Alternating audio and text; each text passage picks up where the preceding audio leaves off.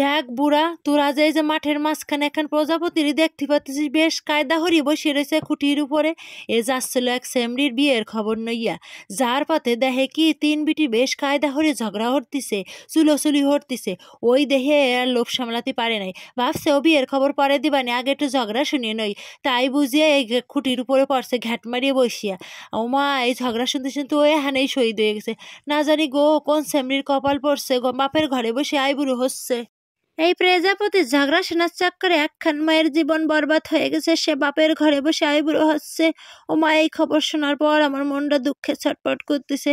আমার এই দুঃখে ভারাক্রান্ত মনখান্ডে একটু ফুরফুরে চাঙ্গা করার জন্য আমার এই হিরো মার্কা পুলাখান্ডে নিয়ে দাঁড়ায় পড়ছে কয়েকখান ফটো খারার জন্য। আমার এই ছবি ভিডিও খারার কথা শুনে এক্ষুনি একদল পাবলিক এসে কবে বিয়ে হয়ে গেছে, 2 সলমের মা হয়ে গেছে, তারপরও বিটির ডঙের শেষ নাই। পৃথিবীতে এখানে যাবে সেখানে যাবে, আর সালমেনে রং ঢং করে ছবি ভিডিও আপলোড করবে। খাই দিয়ে কোনো কাজ নাই বেটির। আলো তোকে করছে আমার খাই দিয়ে যদি কোনো কাজই না থাক পেলো, আমার বাসার কাজগুলো কি তোরা করে দিয়ে যাস না তো? আমার বাসার কাজগুলো আমি করি, আর আমি ঘুরি ফিরি, তোকে এত জালে কেনলো? যাকে জালে তাকে করছি, দেখ জ্বলিয়ে কোনো লাভ নাই। এরকম আমি করবো, করিয়ে যাবো। শুনলো, এই যে এগুলো করতেছি না, এগুলোই আমার বুড়ো কালের জন্য থাকবে।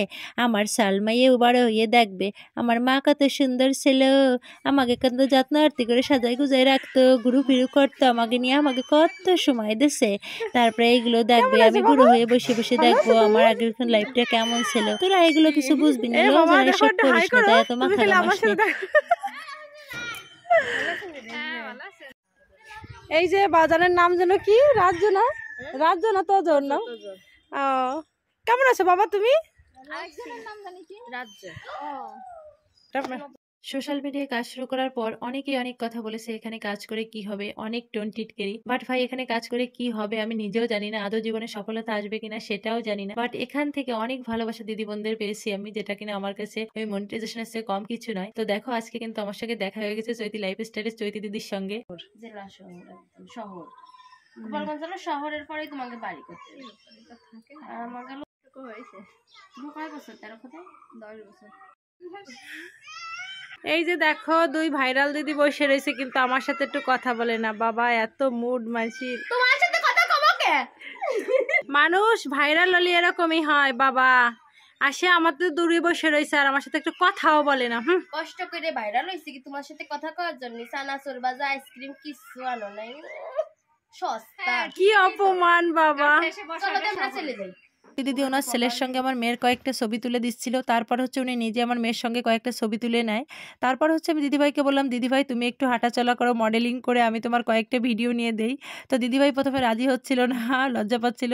পরে হচ্ছে দিদিভাই একটা ভিডিও করলো আর কি হাঁটাচলা করার, আমি ভিডিওটা নিয়ে দিচ্ছিলাম। দিদিভাই কিন্তু অনেক সুন্দর পারে, অনেক কিছু শেখার আছে ওনার কাছ থেকে, বাট প্রথমে আর কি রাজি হচ্ছিল না। তো যাই হোক, আজকে ফার্স্ট টাইম দিদির সঙ্গে দেখা হয়েছে। আমার কিন্তু কখনোই মনে হয় নাই যে ফার্স্ট টাইম দিদির সঙ্গে দেখা হয়েছে, মনে হচ্ছে আগে থেকে পরিচিত, না জানি কত ক্লোজ।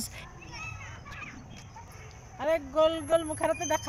আমিও দেখো একটা সানগ্লাস পরে নিলাম, ভাগ্নে মশাইয়ের সানগ্লাস ধার করে করে পরে নিয়েছি। এখন বলো আমাকে কেমন লাগছে? কি গো বউ, এনে বসে বসে কি করতেছো? কি আর বাবু, দেখো আইছিলাম ভাইরাল চৈতিদির সাথে কত ভিডিও বানাবো, তো সালকাল জোরে বসে রইছে। করো, এত কম বয়সে বিয়ে হইরা অনেক সালমে নিয়ে বসে থাও। অনেক মজা হলো আজকে বিকেলে চৈতি দিদির সঙ্গে দেখা হয়ে।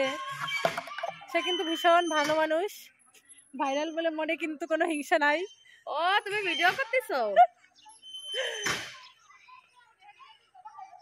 না, আজকে আমার ক্যামেরাটা আমার সাথে শত্রুতা করতেছে, দেখছো? আমারে দেখ ক্রাশ খাইছে। সত্যি চৈতি দিদি দেখে ক্রাশ খাইছে। দে একটু গুজিয়ে দিলি না, গুজিয়ে দে। খাবে তার তো কোনো ঠিক নাই। অনেক ভালো লাগলো। তুমি তার ওখানে আসলে আমি যদি থাকি তাহলে অবশ্যই। আচ্ছা আচ্ছা, তুমি তো গোপালগঞ্জে যাবা এরপরে, ঠিক আছে। তো বিকালটা ভীষণ ভালো কেটেছে, দিদিভাইয়ের ছেলে এসে আমার বাচ্চাদের সঙ্গে ভীষণ মজা করেছে, আমরাও কজন মিলে ভীষণ মজা করেছি। যদিও বা আমার বাচ্চা মাঝখানে একটু ঘুমিয়ে পড়েছিল, যার জন্য আমরা একটু বসেছিলাম কিছুটা টাইম, তারপরও যতটা সময় কাটিয়েছি আমরা অনেক ভালো সময় কাটিয়েছি।